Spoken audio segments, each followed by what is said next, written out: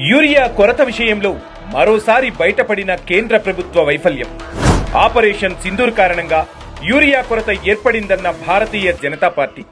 Operation Sindoor సమయంలో పాకిస్తాన్ కు support చేసిన చైనా, పాకిస్తాన్ చైనాలకు లాభమొచ్చేలా ఆపరేషన్ సింధూర్ ను అర్ధాంతరంగా ఆపేసిన కేంద్రం. ఆ తరువాత కూడా మన దేశానికి రావాల్సిన ఫెర్టిలైజర్స్ ముడిసరుకులను నిలిపివేసిన చైనా నుంచి సకాలంలో ముడిసరుకులు తెప్పించడంలో దౌత్యపరంగా విఫలమైన మోదీ ప్రభుత్వం. యూరియా కొరతపై విమర్శలు వచ్చాక ఆపరేషన్ సింధూర్ పేరుతో తప్పించుకునే యత్నం. ఖరీఫ్ అవసరాలకు తగినట్లుగా ముందస్తుగా యూరియా సిద్ధం చేయని కేంద్ర సర్కార్.